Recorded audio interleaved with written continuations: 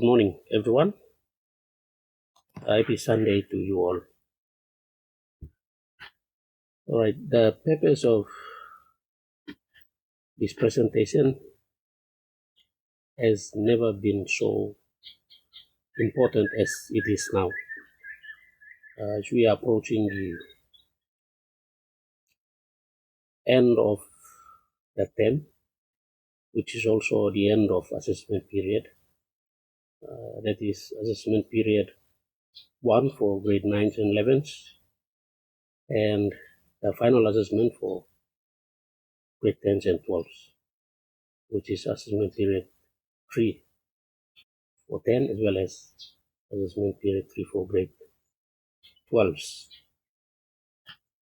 During this time, teachers will be bombarded with assessment activity, and one of which is to collect marks of students, analyze them, and have them ready for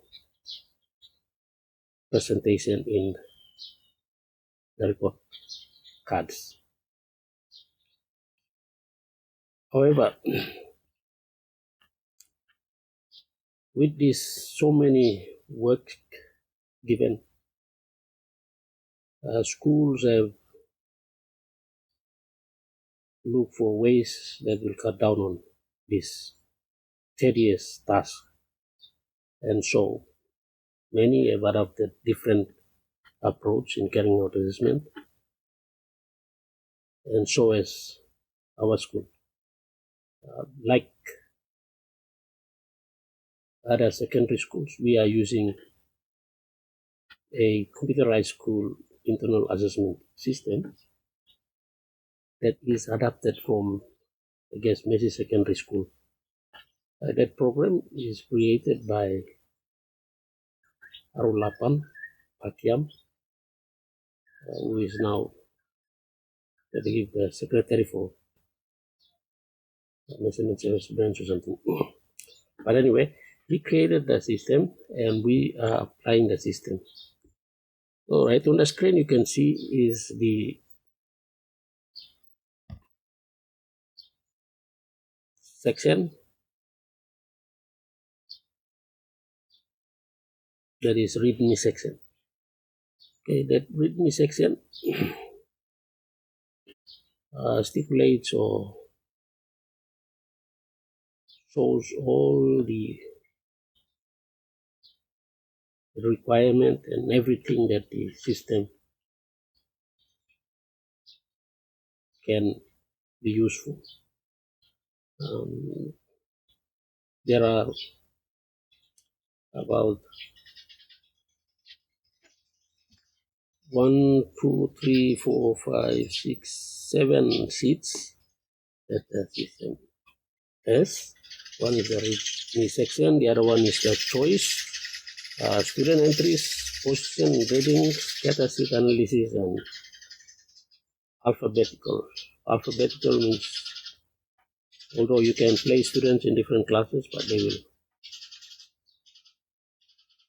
be arranged automatically in alphabetical order with regard to their surname.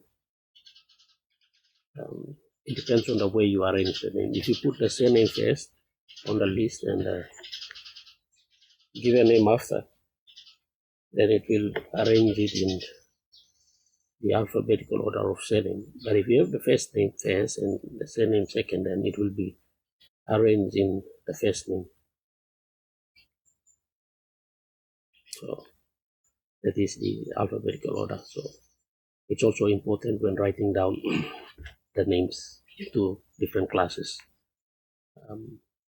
It is recommended that you have the first name, the surname first, so that the alphabetical order is arranged in surname, and that is what is required in other arrangement of the data that will be sent to Port Moresby. So starting off with this system will also help in other systems that will come. So anyway, let's just quickly dive in and see how we could go about utilizing the system for our convenience. Okay, now you can read the README section. It details everything you need to know about the system. Let me just proceed on to choice. The choice section is a very important section where you write down your preferences. Okay, on the top part, the topmost part there you see is school name, where you write your school down. Most often, some schools have a very lengthy name, and so it will not fit into the sheet later on. So as you can see on the notice there, pop-up notice, it says you could personalize this copy by typing the name of your school under question 2, the name of school limiting to 21 characters to the maximum. So if the number of letters or characters, spacing and all this is also called character. So if the number exceeds 21, then it would not be recorded. Okay. Automatically the system will reject it, then it will ask you to reduce the number of characters. So try to find characters or initial of the school that could also show that it is that school. Then you put it down, limiting to 21 characters. That's first section. And then on the section here, sometimes it not be indicated. You just have to indicate I accept, and only by accepting you can use the system. Further down we have this question 1. It sets and says this system caters for 2 assessment type that you can carry out, which is the SAFS, subject assessment period sheet, and you also have the SASS, subject assessment summary sheet. So with the assessment that we are now going through towards the end, and the reports that we'll be giving out to the student, we will certainly be needing to use the SAPS, subject assessment period sheet. So indicate by selecting that. On the drop-down list, you see drop-down list indicate SAPS, and the SAPS appears there. All right, down to question 2, which is about the information of the teacher and the subject. Okay, the teachers names. If there are more than one teachers teaching a particular subject or particular grade, then it is advised that you write the initials of the teachers down.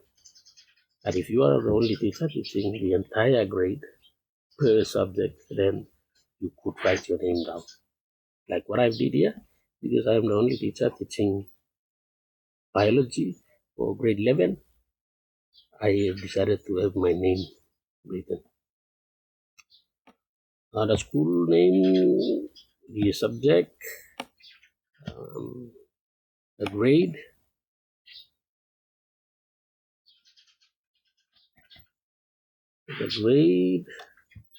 and then to term, write 3, 4, indicating term 3 and 4. You can also write other things as indicated there. You read through that, that will direct you as to what to write down. And on this section here, it is very unfortunate that this section cannot be changed. There is a protection put over it by the person who created it, and I believe he may have mistakenly locked that part, and so it cannot be changed. So we cannot do anything to change that. Leave it as that. That's the only setback in this program. Okay, proceeding down, we have the total assessment, total requirement for each assessment period, total roll score required. If you're going to carry out assessment out of 100 mark, you indicate yes from 100. If 200, indicate yes, 200, 400, and so forth. Okay, many of us make the mistake by writing the number instead of yes. So always be careful with this. You write yes on the section that meets your assessment need. So I have written beside out of 200 because I'm going to assess students out of 200. So grade 11. That includes the first preliminary term, which is term 1. However, term 1 we only have 3 weeks for general um, subjects, where students get almost all the subjects. And then after the 3 weeks, we decided to streamline into different streams. That is why we started the assessment as early as term 1. And doing so, by term 2, we will also be collecting another lot of marks. So we thought it's best to have the assessment out of 200. That will be fair to the student. So 200 marks, 200, and we come down to the section here that is regarding the grading system. We have norm reference criteria 1, norm reference criteria 2. Okay, norm reference criteria 1 utilizes the distinction of credit, upper pass and fail grading system, while norm reference criterion 2 utilizes the A, B, C, D, E grading system. A further distinction on that can be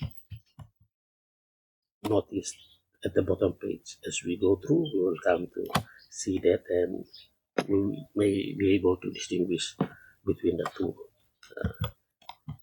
Actually, there are 3 types of grading system. We have norm reference criterion, criteria 1, norm reference criteria 2, and criterion reference criteria. So we'll be looking at their difference as we proceed down to the bottom part of it. But in the meantime, let's proceed on. We have question 5. Type yes. Okay, please type to the right yes or no. Okay, to the right. So yes. Now, having typed yes means I will then have to show this. Now the system will be considering this. So upon our discussion, it's been agreed that we will have 60% test, others 20%, which includes the test, rather not test, but assignment, project, open book test, and all these others apart from test is considered as others. And they will work 20 marks. And then we have exam, another 20 marks. It depends. We can reduce it, we can increase it. It depends on our collaborative discussion and agreement. If we all agree, then we evidence that. And also the school policy has a significant influence in the grades that we put here. So in the case here, we have 60% test, 20% others, and 20% exam. Now, the reason it is important for us to have this is for a fair assessment. You see, the marks that you collected from assignments will not really reflect the ability of the child as you compare that to a test. A test is under well supervised condition. A test gives an accurate representation of what the student is acquired for a particular topic. And so we cannot compare equally the marks that the student get from the test with the marks they get from the assignment or other means apart from test. Because there is a possibility where the child can see from others. When we talk about assignment and other assessment, there is a possibility of them just copying without making any attempt to do research and find out. So it is totally unfair if we weigh the assignment the same as that of the test. So having this percentage will help us a lot to separate the two, and so we are fairly assessing the student. Like James well. Now, another thing that we need to know about the system is that, despite having to collect already the 200 required marks, we still have to have exams regardless of what, because 20% of the marks that we collect will come from, or should come from exam. For instance, 60% of the 200 marks would be around 120 or so. Or, yeah, 120.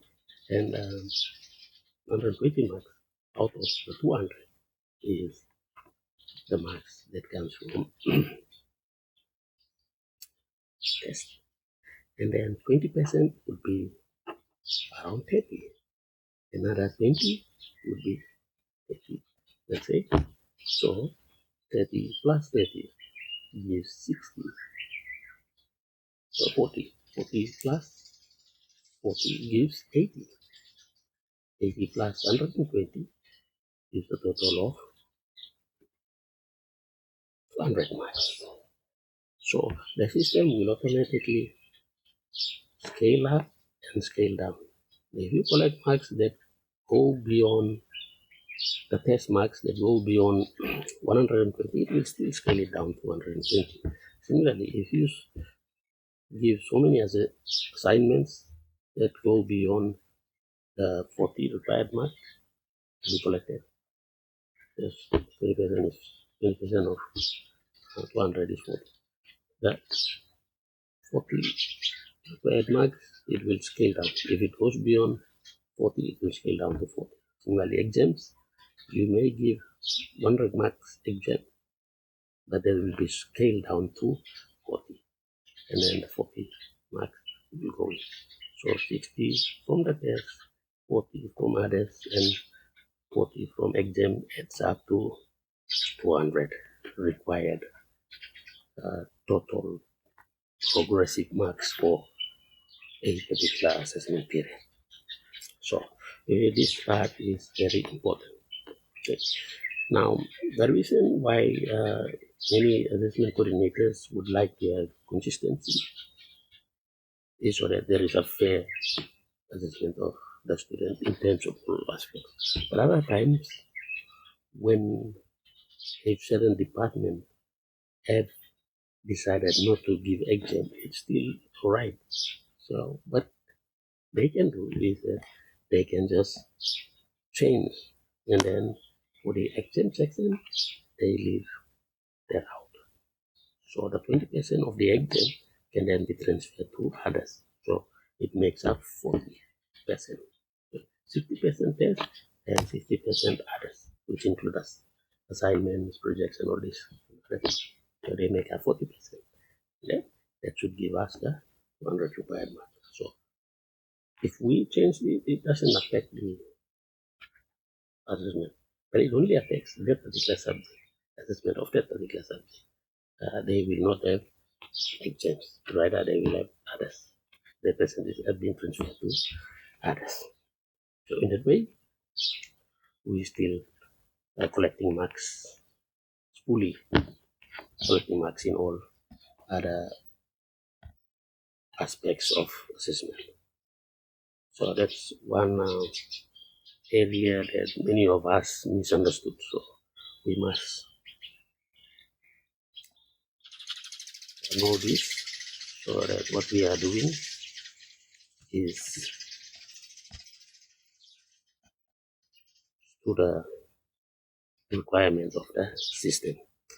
Okay, now having said this, underneath here, I've mentioned earlier that we will be looking at the different grading system. So this is the elaboration of the grading system above. Now we have this grade distribution from school or Board of Education Authority for norm and criterion reference assessment.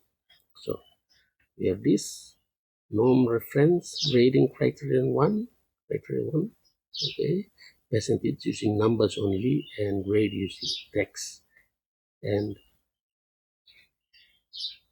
numbers from top to bottom, order as needed downwards.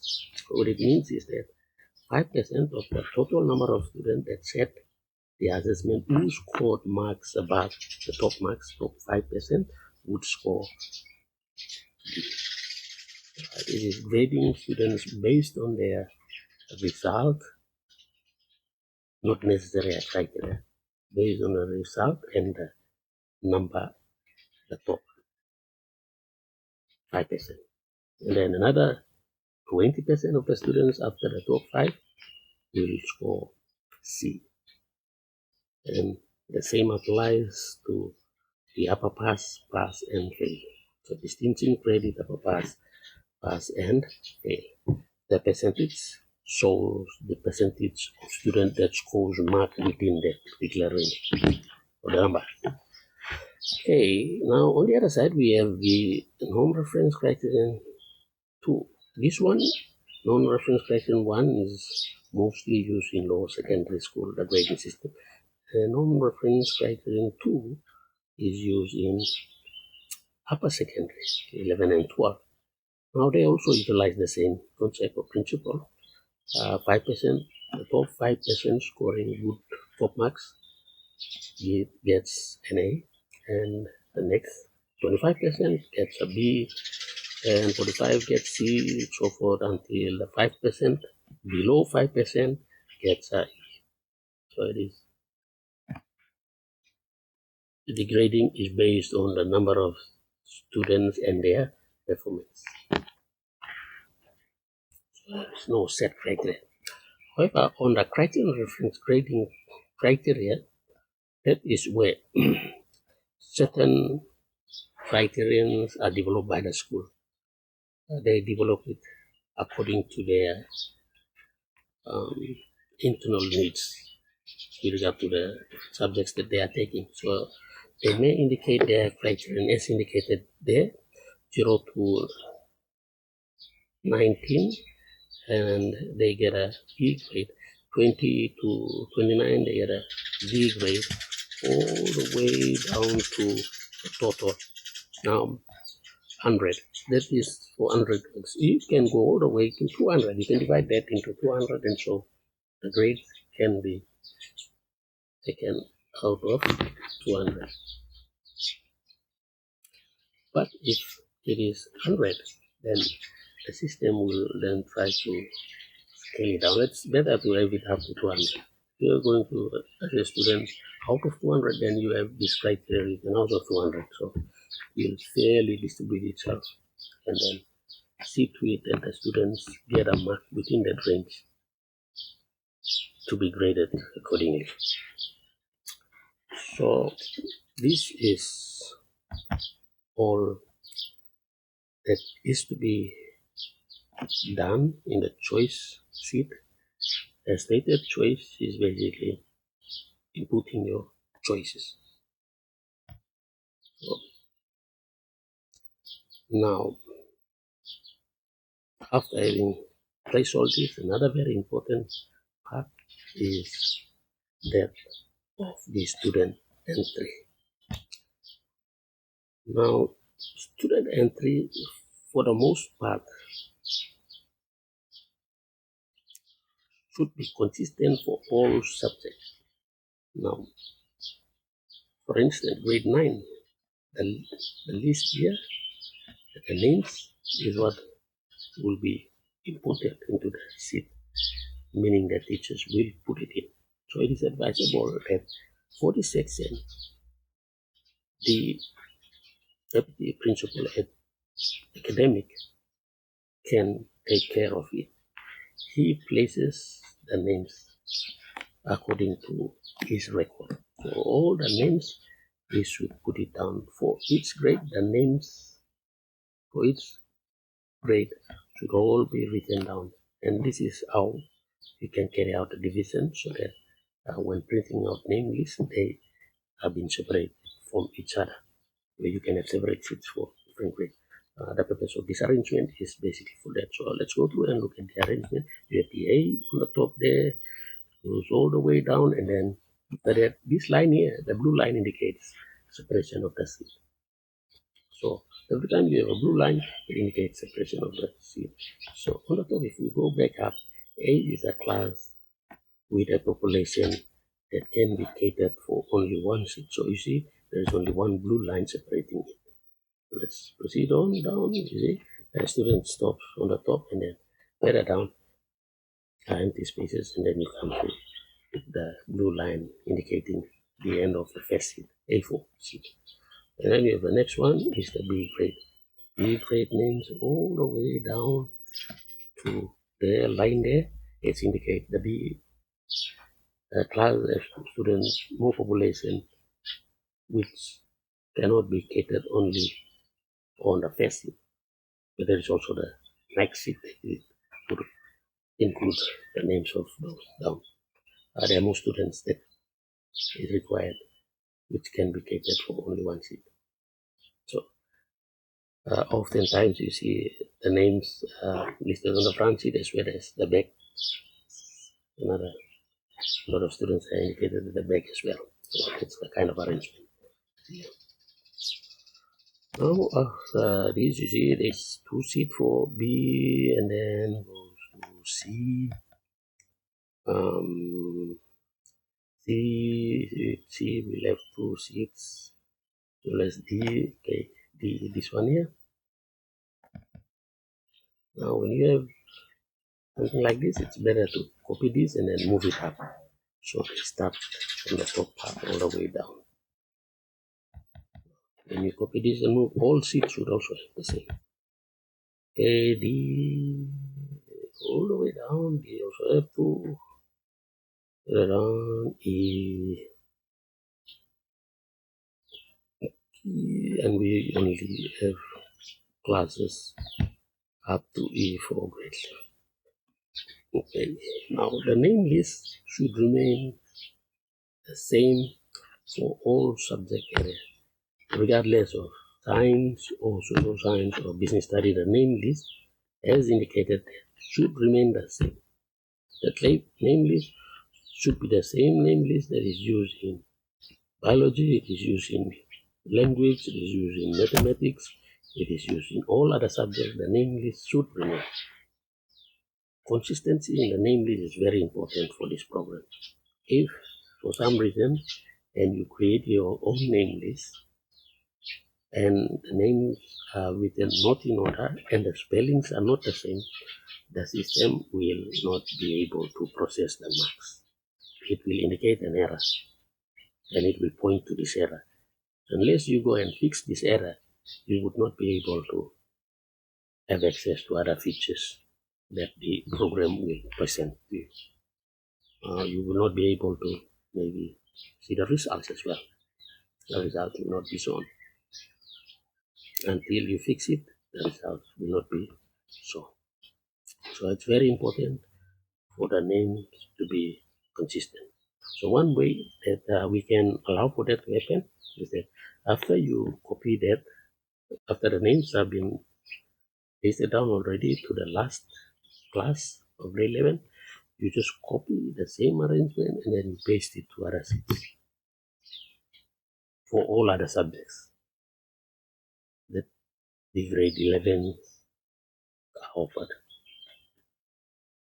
So when we do that, there is a high probability of having the same alignment of names of all subjects. Only then the system will be able to process our assessment marks. So that's about the name, right? You have a section for class and section for sex, male, female, right? Test. So instead, all the tests should be arranged here. This table here from 1 all the way to this, it's about 7 of them. These 7 columns here are only for the test, which means within an assessment period, it is required that you collect or you give 7 tests to collect the 200 marks. Now, if you give more than 7 tests, then you could not be able to fit all of them into this 7 column. It means some tests have to be added first to be included in. For instance, if you have 9, then for test 9 tests, then these 2 last tests you can kind of sum them up and they make up a column. Okay, now we have the week section here, and we also have the maximum max. Maximum max is very important. Unless you put down the maximum mark, the system will not be able to carry out the assessment. So it can only grade when you have the maximum marks written down. So very important, have maximum marks written down on this section. Alright, this section is only for test, and then on the other side, it is for others, and others like assignments, project, and all this we consider as others will go down. So you see, there is only limited space, meaning that you don't necessarily have to give so many assignments to collect marks. Assignments are not reliable tool to collect marks. Assignments can be used to cover concepts, but it should not be necessarily used as a tool to collect marks. Okay, the assessment section on the other side, we have the exam. According to the preference, we have exams, and so exam marks would go into this section here. So that's very important. The different assessment task type should be placed into these different columns here. Columns for test, columns for assignments and others, and columns for exams. Okay, now after having placed this, you can then go through and start entering the marks accordingly. Okay, after entering the marks, now you want to see the position gradings, you go to the seat position grading, and that should give you the position and grading for the students according to their classes. Please go down this. So up there is indicating the information,